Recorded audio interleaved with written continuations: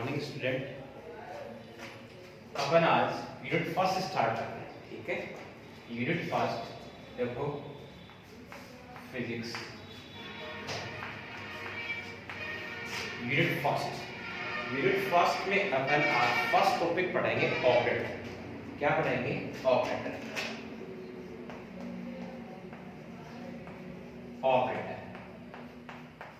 अब देखो ऑपरेटर क्या होता है कि ऑपरेटर एक ऐसे मैथमेटिकल प्रोसेस है जिसे किसी एक फंक्शन के ऊपर अप्लाई करने पर एक दूसरा फंक्शन जनरेट होता है, उसे अपन क्या बोलते हैं? Operator, संकारक।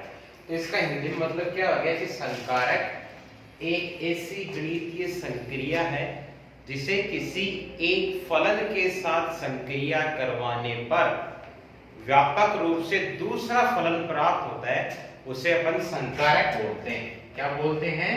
संकारक। That is a cap sign is equal 5। A cap sign is equal 5। अब देखो ये ए केप है, ये है आपके पास ऑपरेटर, संकारक। साई है, साई आपके पास है फर्स्ट फंक्शन, ठीक है। और ये फाई है, ये आपके पास हो गया अनदर सेकंड फंक्शन, ठीक है। अब देखो फॉर एग्जांपल अपन एक सिस्टम की बात करते हैं। जैसे अपने पास एक सिस्टम है, ठीक है। ये वाला जो सिस्टम है ना, ये सिस्टम में इसमें पूरे अंदर ये मान लो कि इसके अंदर दूध भरा हुआ है। क्या भरा हुआ है? दूध भरा हुआ है, ठीक है। अब देखो ये सिस्टम है, इसमें दूध भरा हुआ है, ये तो हो गया साइन। अब मैं ये बोलता हूं कि एक नींबू की 2 बूंद इसमें डाल दूं, ये जो नींबू है ना ये वर्क करेगा एक केप का, ठीक है। अब जैसे ही नींबू इसके अंदर डलेगा तो इस दूध के जो पार्टिकल्स हैं ये सारे क्या हो जाएंगे? अलग अलग हो जाएंगे। तो अपने पास ये दूसरा फंक्शन क्या हो गया? फाई जनरेट हो गया। तो ये हो गया अपने पास संकारक है। तो संकारक की डेफिनेशन आप अपनी बुक नोटबुक में लिख लेना कि एक केप। देखो संकारक होता है, संकारक को अपन हमेशा केप लगा के डिनोट करते हैं। क्या करते हैं? केप लगा के डिनोट करते हैं। तो इसकी डेफिनेशन क्या हो जाएगी? अपनी नोटबुक में लिख लेना कि एक केप संकारक एक ऐसी गणितीय संक्रिया है जिसे किसी एक फलन पे लगाने पर परिणाम स्वरूप दूसरा फलन प्राप्त होता है, उसे अपन क्या बोलते हैं? संकारक। तो इंग्लिश में क्या हो जाएगा? A cap is a operator is an mathematical process। एक फंक्शन पे ऑपरेट करने पर दूसरा फंक्शन जनरेट होता है, उसे अपन संकारक बोलते हैं। फॉर एग्जांपल आपको एक बता ही दिया। अब एक दूसरा एग्जांपल और देखते हैं अपन। देखो दूसरा एग्जांपल अपन ये लेते हैं। A cap इज इक्वल दे रखा है डेल आवर डेल एक्स, ठीक है। फंक्शन साई इज इक्वल दे रखा है a e की पावर आयोटा के एक्स प्लस b e की पावर माइनस आयोटा के एक्स। फॉर एग्जांपल में अपन को a cap is equal del our del x, psi is equal a e की पावर आयोटा के एक्स प्लस b e की power minus iota के x दे रखा है। अब देखो अकॉर्डिंग टू डेफिनेशन ऑफ संकारक ऑपरेटर की डेफिनेशन से देखो a केप की वैल्यू कितनी है? Del our del x. Psi की वैल्यू कितनी है? a e की पावर आयोटा के एक्स प्लस b e की पावर माइनस आयोटा के एक्स, ठीक है। अब ये इस पे ऑपरेट होगा तो वैल्यू क्या आएगी? देखो डेल आवर डेल एक्स, इस पे ऑपरेट होगा तो वैल्यू आएगी आयोटा के a e की पावर आयोटा के x। ये इस पे ऑपरेट होगा तो माइनस आयोटा के b e की पावर माइनस आयोटा के x, ठीक है। लेट अस सपोज आयोटा के a एंड आयोटा के b ये कांस्टेंट वेरिएबल है, तो आयोटा के a इज इक्वल अपन ने ले लिया a डेज, ठीक है। और आयोटा के बी इज इक्वल ले लिया बी डेज। वैल्यू अप्लाई कर दो इस वाले इक्वेशन में, तो वैल्यू हो जाएगी a डेज e की पावर आयोटा के एक्स माइनस बी डेज ई की पावर माइनस आयोटा के एक्स। अब देखो स्टार्टिंग में साई की वैल्यू ये है, ये एक अपन फंक्शन बोल रहे हैं, तो ये भी देखो एक इसी फॉर्म में है, तो ये एक फंक्शन है, तो ये भी एक फंक्शन होगा। यहां प्लस वाली फॉर्म में उसकी वैल्यू साई है, तो यहां नेगेटिव है, जिसको मैं फाई बोल सकता हूं, एक another function phi, that is मतलब डेल और डेल एक्स इस फंक्शन पे ऑपरेट हुआ, तो रिजल्ट में अपने पास ये फंक्शन आया, इसको अपन ने क्या बोल दिया, फाई बोल दिया। तो ये आपके पास एक ऑपरेटर संकारक हो गया। कहने की बात सीधे शब्दों में यही है कि एक ऑपरेटर एक ऐसा आपके पास सिस्टम या फंक्शन है, जिसे किसी एक फंक्शन पे ऑपरेट करेंगे तो दूसरा फंक्शन जनरेट होगा, उसे अपन क्या बोल देंगे, संकारक। फॉर एग्जांपल अपन ए के del upon del x function psi ले लिया, ये डेल अपॉन डेल एक्स इस पे ऑपरेट होगा, ऑपरेट होगा तो ये लगा दिया, लास्ट में अपने पास ये फंक्शन फाई आ गया। दूसरा एग्जांपल भी आप ले सकते हो कि a के पी और del upon del x sine is equal sine x ले लो, तो ये इस पे अप्लाई मतलब del upon del x sine x पे अप्लाई हो तो cos x आ जाएगा, अनदर फंक्शन आ जाएगा। ये तो हो गया अपने पास संकारक, ठीक है। संकारक क्या होता है, इसकी डेफिनेशन और इसका एक एग्जांपल ले लिया। अब देखो अपनी फिजिक्स के अंदर है ना, जो फिजिक्स की क्वांटिटीज हैं इनके अलग अलग डिफरेंट आपके पास ऑपरेटर डिफाइन किए गए हैं। तो अपने क्वांटम मैकेनिक्स में कुछ भौतिक राशियां, फिजिक्स की जो क्वांटिटीज हैं उनके ऑपरेटर डिफाइन किए गए हैं, उनकी मतलब डायरेक्ट वैल्यू होती है, वो अपन को अपने दिमाग में सेट करनी है, तो उसकी अपन एक इंडेक्स बनाएंगे। उस इंडेक्स में अपन जो फिजिक्स की क्वांटिटी है उनके जो ऑपरेटर हैं उनकी वैल्यू अपन को डायरेक्ट अपने माइंड में सेट करनी है। देखना अपन इंडेक्स बनाएंगे तो अपने पास यहाँ हेडिंग में अपन ये लगाएंगे कि क्वांटम मैकेनिक्स में जो फिजिक्स की क्वांटिटी है उनके ऑपरेटर डिफाइन किए गए जो इस प्रकार हैं। तो यहाँ अपने पास लगाएंगे सीरियल नंबर, ये अपने पास हो गया सीरियल नंबर, ठीक है। यहां आपके पास हो गई भौतिक राशि, क्या हो गई, भौतिक राशि मतलब फिजिकल क्वांटिटी, ठीक है। और यहां आपके पास संकारक, यहां आपके पास संकारक ऑपरेटर, ठीक है। अब देखो serial number first serial number, देखो भौतिक राशि, देखो एक होता है आपके पास स्थिति निर्देशांक, स्थिति निर्देशांक मतलब पोजीशन कोऑर्डिनेट, स्थिति निर्देशांक होता है x, और अपनी क्वांटम मैकेनिक्स में स्थिति निर्देशांक x का ऑपरेटर संकारक x ही होता है, ठीक है। नंबर टू है आपके पास स्थिति सदिश मतलब पोजीशन वेक्टर होता है आपके पास r, और r का ऑपरेटर भी आपके पास क्या होता है, r ही होता है, ठीक है। थर्ड आपके पास होता है वेरी इंपॉर्टेंट, ये आपके पास होता है संवेग p, ठीक है। और p का होता है आपके पास minus iota h cross del, ये आपको अपने माइंड में सेट करना है। मोमेंटम p का operator minus iota h cross del आपके पास यहाँ ऑपरेटर, इसकी value del upon del X I के plus del upon del Y J के plus del upon del Z K. अब देखो मोमेंटम p का ऑपरेटर क्वांटम मैकेनिक्स में क्या डिफाइन किया गया है, minus iota h cross del. अब देखना इस डेल का मीनिंग क्या बताया, del upon del X I के plus del upon del Y J के plus del upon del Z K. अब देखो ये मोमेंटम है।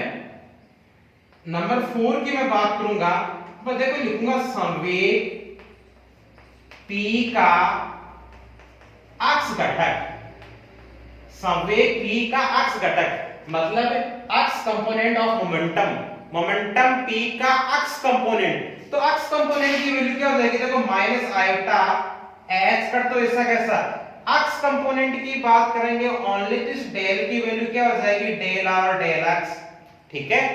मोमेंटम P का y कंपोनेंट की बात करूंगा तो y कंपोनेंट का ऑपरेटर क्या होगा, माइनस आयोटा h का del upon del y। Momentum P का z कंपोनेंट मतलब संवेग P का z घटक क्या हो जाएगा, माइनस आयोटा h का डेल अपॉन डेल z। ठीक है, अब देखो ये हो गया आपके पास मोमेंटम। फिफ्थ की बात करेंगे अपने पास गतिज ऊर्जा, काइनेटिक एनर्जी। गतिज ऊर्जा, काइनेटिक एनर्जी। काइनेटिक एनर्जी का फॉर्मूला कितना होता है, 1/2 mv²। ठीक है, 1/2 mv² है, इसको मैं p²/2m लगा सकता हूं। ठीक है, यहां p क्या है, मोमेंटम। मोमेंटम का ऑपरेटर आपके पास क्या है, ये वाली वैल्यू है। तो p का जो ऑपरेटर है ये वैल्यू यहां पुटअप कर देंगे तो इसका ऑपरेटर कितना हो जाएगा, -h² del square upon 2m। ये आपके पास काइनेटिक एनर्जी हो गई। नेक्स्ट देखो, नेक्स्ट आपके पास 6 नंबर आपके पास पोटेंशियल एनर्जी, स्थितिज ऊर्जा। पोटेंशियल एनर्जी, पोटेंशियल एनर्जी क्या होती है, V ऑफ RT से रिप्रेजेंट करते हैं और इसका जो ऑपरेटर होगा ना वो ऑपरेटर आपके पास V ऑफ RT का V ऑफ RT ही रहेगा। तो यहां देखो कुछ एक क्वांटिटी आ गई, पोजीशन कोऑर्डिनेट स्थिति निर्देशांक x का x, स्थिति सदिश r का ऑपरेटर r, मोमेंटम p, संवेग p का operator minus iota h cross del, संवेग p का x कंपोनेंट मतलब minus iota h cross del upon del x, y की बात करेंगे del upon del y। Kinetic energy का फॉर्मूला 1/2 mv², इसको लिख दिया p²/2m, इसकी वैल्यू होगी -h² del square upon 2m। Potential energy V of RT का V ऑफ RT। अब देखो नेक्स्ट की बात करें अपन, नेक्स्ट की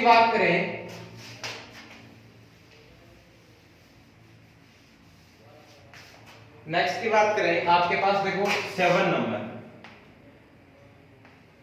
कुल ऊर्जा। यहां आप ध्यान देना, टोटल एनर्जी अपन क्वांटम में H लिखेंगे, इसको अपन हैमिल्टोनियन बोलते हैं। क्या बोलते हैं, हैमिल्टोनियन। टोटल एनर्जी देखो कल भी बताया था आपके पास क्लासिकल मैकेनिक्स फिजिक्स में टोटल एनर्जी E होती है और इसकी वैल्यू होती है kinetic energy plus potential energy. और सेम यही total energy kinetic plus potential अपने इस क्वांटम फिजिक्स में H से डिनोट करते हैं और उस H को बोलते हैं हैमिल्टोनियन। क्या बोलते हैं, हैमिल्टोनियन। तो Hamiltonian total energy, Hamiltonian H is equal कितना होगा, kinetic energy plus potential energy. Kinetic energy की वैल्यू आपके पास कितना, p²/2m plus potential V of RT का V ऑफ RT। तो इसका ऑपरेटर क्या हो जाएगा, देखो p²/2m का ऑपरेटर आपके पास -h² del square upon 2m, potential का V ऑफ RT का V ऑफ RT, तो V ऑफ RT। ये हैमिल्टोनियन का ऑपरेटर हो गया। टोटल एनर्जी H का operator -h² del square upon 2m plus V of RT। अब देखो नेक्स्ट अपना 8 नंबर आपके पास वही कुल ऊर्जा E। ये आपको दिमाग में सेट करना है। देखो कंफ्यूजन यहां नहीं होना आपको, कंफ्यूजन मतलब टोटल एनर्जी हैमिल्टोनियन H का ऑपरेटर आपके पास -h² del square upon 2m plus V of RT का V ऑफ RT। ठीक है, अब टोटल एनर्जी यदि E है, E का ऑपरेटर क्या होगा, iota h cut del over delta t, h cut del over delta t। ये आपको दिमाग में देखो दो ऑपरेटर की वैल्यू अपने माइंड में सेट कर लोगे, फिर फॉर्मूले का यूज करके सारी क्वांटिटीज का ऑपरेटर आप कैलकुलेट कर सकते हैं। दो क्वांटिटीज का आपको किसका सेट करना है, एक तो मोमेंटम P का करना है। P का कितना होता है, minus iota h cross del होता है। ठीक है, एक एनर्जी E का कितना होता है, आयोटा h क्रॉस डेल और डेल्टा t होता है। तो देखो अपने पास इनका लिख लिया, टोटल एनर्जी H का लिख लिया, टोटल एनर्जी E का लिख लिया। ठीक है, अब देखो नेक्स्ट मैं लिखना चाहूँ आपके पास एंगुलर मोमेंटम, कोणीय संवेग, कोणीय संवेग। अब देखो कोणीय संवेग फॉर्मूला क्या होता है, J is equal r cos t. Angular, अब देखो r क्या है, पोजीशन वेक्टर, p क्या है, मोमेंटम, ठीक है। अब डायरेक्ट वैल्यू लगा देंगे, तो इसका ऑपरेटर क्या हो जाएगा, आपको पता है r का ऑपरेटर क्या होता है, r ही होता है। मोमेंटम p का कितना होता है, क्रॉस का cross minus iota h cross del होता है। तो ये आपके पास किसका ऑपरेटर हो गया, एंगुलर मोमेंटम कोणीय संवेग का आपके पास कितना आ गया, r cross minus iota h cross del. Simplify form में लिखना चाहो तो माइनस आयोटा h क्रॉस तो बाहर आ जाएगा, इसको r क्रॉस डेल अपने लिख देंगे। तो ये आपके पास एक इंडेक्स बन गई। आप अपनी फेयर नोटबुक में इंडेक्स बना लोगे।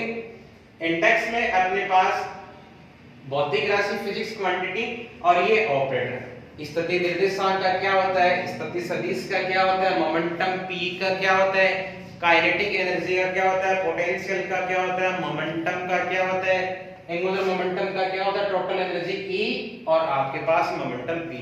मोस्टली इंपॉर्टेंट आपको मोमेंटम P और एनर्जी E को अपने दिमाग में सेट करना है, बाकी सब सिंपलीफाई में निकल जाएंगे। तो देखो यहां तक आपके पास क्या हो गया, ऑपरेटर हो गया, ठीक है। ऑपरेटर क्या होता है, इसका एग्जांपल हो गया, ठीक है। अब अपनी फिजिक्स, क्वांटम फिजिक्स में कुछ एक ऑपरेटर डिफाइन किए गए हैं, उन ऑपरेटर की आपके पास वैल्यू लिख दिया आपने डायरेक्ट, ठीक है। अब देखो अपना नेक्स्ट टॉपिक आएगा। नेक्स्ट टॉपिक अपने पास हेडिंग लगा लेना, नेक्स्ट टॉपिक अपने पास आएगा लीनियर ऑपरेटर। लीनियर ऑपरेटर, ठीक है।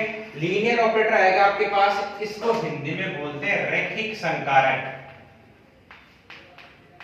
क्या बोलते हैं, रैखिक संकारक, लीनियर ऑपरेटर, ठीक है। अब देखो लीनियर ऑपरेटर क्या होता है, इसकी डेफिनेशन क्या होती है, इसको आराम से समझो कि एक रैखिक संकारक के लिए दो, देखो ऐसे, एक रैखिक संकारक के लिए एक psi1 प्लस psi2, जब एक कोई एक रैखिक संकारक है, ये रैखिक संकारक दो अलग अलग, दो डिफरेंट वेव फंक्शन पर ऑपरेट होगा, तो इसका जो रिजल्ट आएगा, रिजल्ट क्या होगा, ये जो ऑपरेटर है ना, ये ऑपरेटर पहले इस फंक्शन पे ऑपरेट होगा, फिर ये ऑपरेटर इस वाले फंक्शन पे ऑपरेट होगा। इसकी वैल्यू क्या आएगी, a के psi1 प्लस a के psi2, ठीक है। सेकंड देखो प्रॉपर्टी आपके पास कि a के a psi1, अब देखो ये जो स्मॉल a है ना, ये स्मॉल a आपके पास है कांस्टेंट वेरिएबल। क्या है, कांस्टेंट वेरिएबल। अब देखो ये जो लीनियर ऑपरेटर है, ये कभी भी कांस्टेंट वेरिएबल पे अप्लाई नहीं होता है, तो इसका जो रिजल्ट आएगा वो रिजल्ट a कैप तो पहले लिखा जाएगा, अब ये a कैप इस पे ऑपरेट हो जाएगा, तो a कैप psi1। ये दो प्रॉपर्टी है लीनियर ऑपरेटर की। अब इन दोनों प्रॉपर्टी को मैं एक साथ लिखना चाहूं, तो देखो इन दोनों प्रॉपर्टी को मैं एक साथ अप्लाई करूं, तो वैल्यू आपके पास a cap c1 psi1 plus c2 psi2 is equal, अब देखो यहाँ c1 और c2 दो कांस्टेंट वेरिएबल है, कांस्टेंट वेरिएबल को अपन पहले लिख देंगे, तो वैल्यू देखो c1 पहले लगा दिया, a के psi1 plus c2 constant variable a के psi2, ठीक है।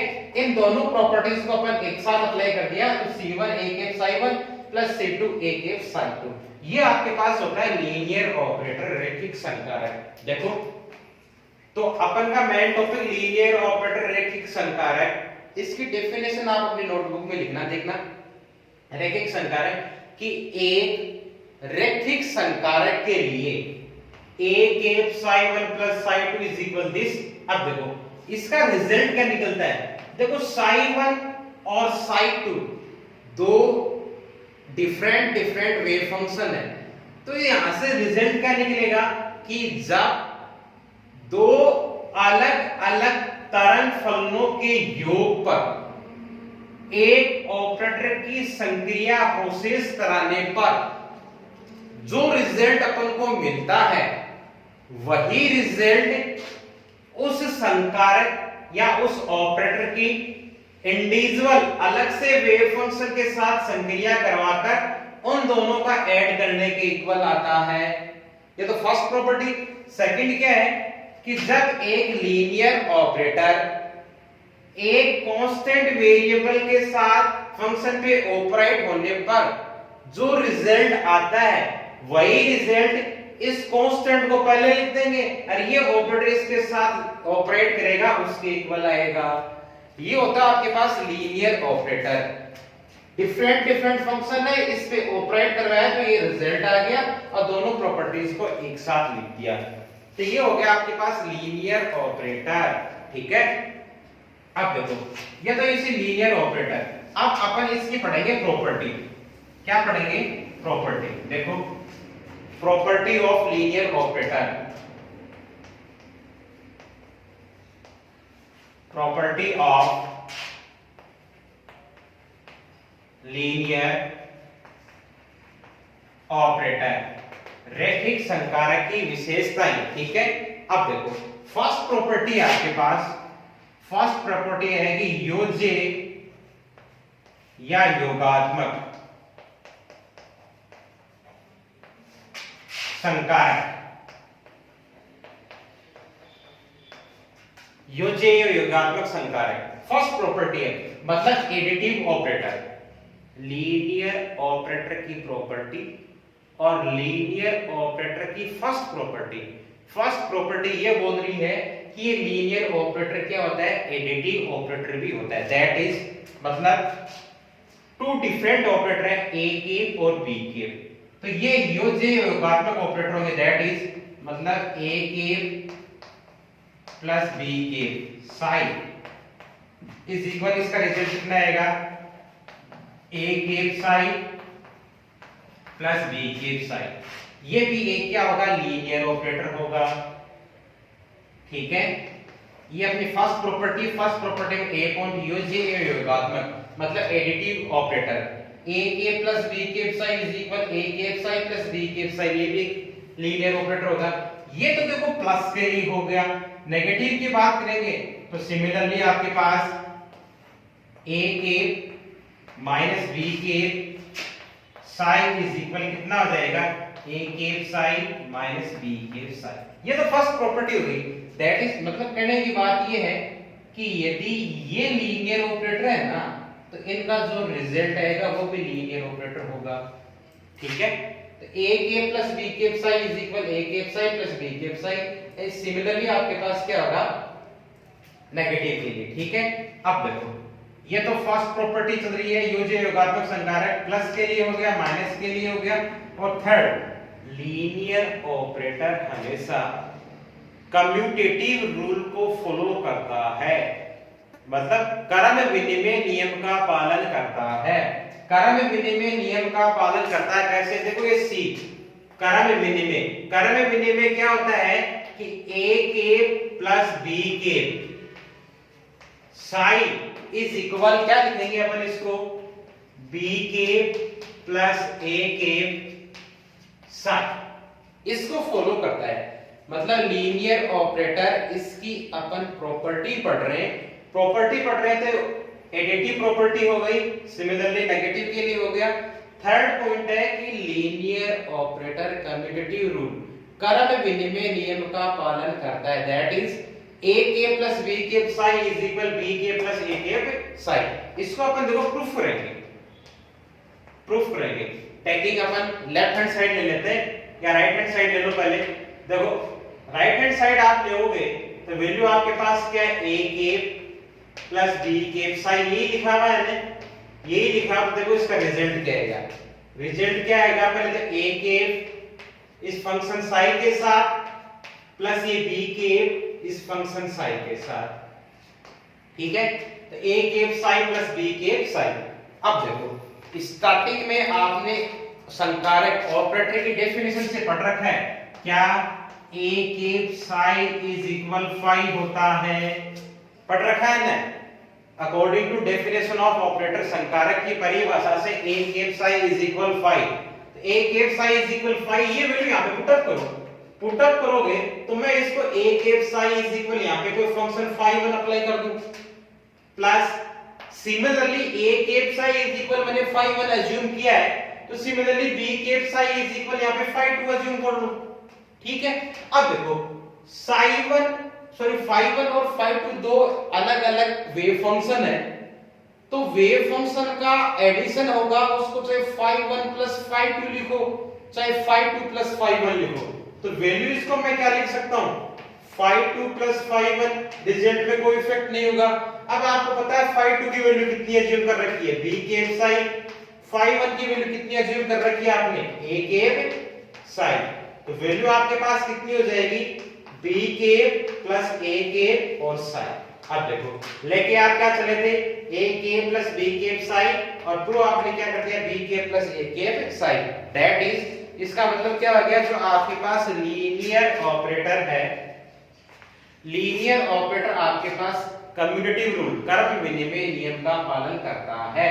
फोर्थ देखो डी पॉइंट देखो, लीनियर ऑपरेटर आपका कर्म विनिमय नियम का पालन करता है, तो आपके पास एसोसिएटिव लॉ को भी फॉलो करेगा, मतलब साचनीय नियम का भी पालन करेगा, that is a cap plus b cap plus c cap, इसका रिजल्ट कितना आ जाएगा, a cap plus b cap और प्लस c कैप। ये आपके पास नेक्स्ट प्रॉपर्टी हो गई कि लीनियर ऑपरेटर कम्यूटेटिव और एसोसिएटिव बोथ लॉ को आपके पास क्या करेगा, पालन करेगा, मतलब ये हो गया कम्यूटेटिव, ये हो गया आपके पास एसोसिएटिव।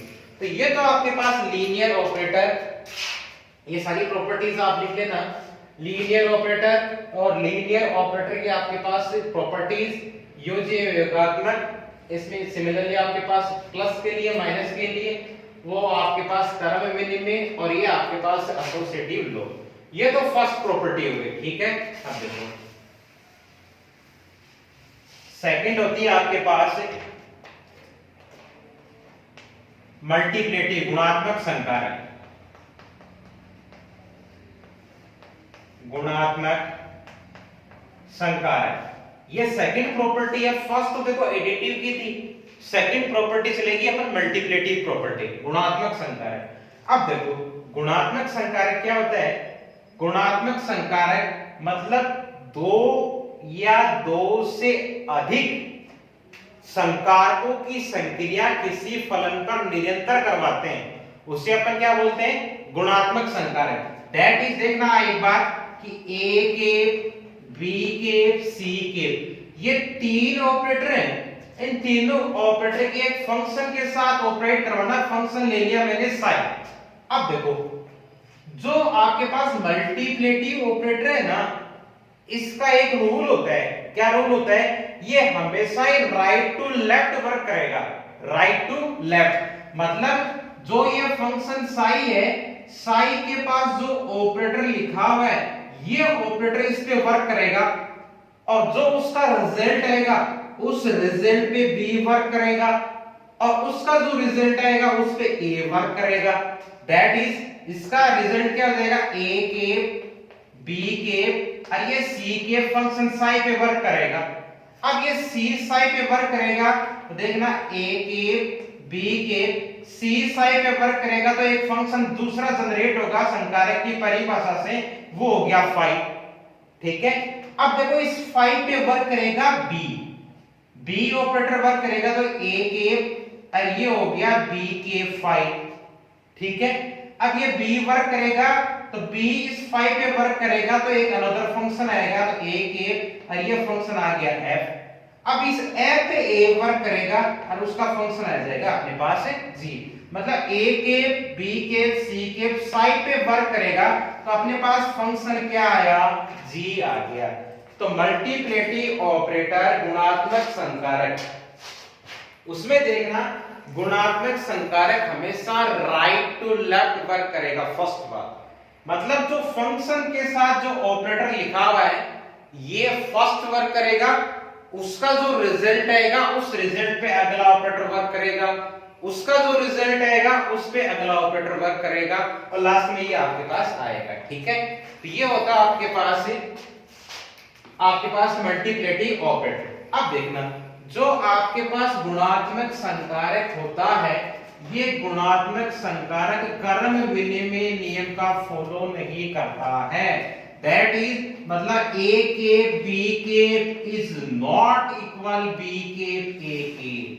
देखो लीनियर ऑपरेटर में जो आपके पास गुणा एडिटिव प्रॉपर्टी थी वो तो कर्म विनिमय नियम का पालन करती है, लेकिन जो गुणात्मक संकारक होगा ये गुणात्मक संकारक कर्म विनिमय मतलब कम्यूटेटिव रूल का फॉलो नहीं करता है। इसका मतलब a के b के इज नॉट इक्वल b के a के, ये अपन प्रूफ करेंगे। अब देखना, ये जो आपके पास हो गया लीनियर ऑपरेटर, लीनियर ऑपरेटर की डेफिनेशन और इसकी अलग अलग प्रॉपर्टी। ठीक है, अब इनको देखो, आप अपनी फेयर नोटबुक लेना, फेयर नोटबुक में आप अपन ढंग से नोट्स बनाना, जहां कोई एरर आती है वो आप इनबॉक्स में मैसेज करके पूछ लेना। ठीक है, बाकी का नेक्स्ट का वीडियो अपन कल बात करेंगे।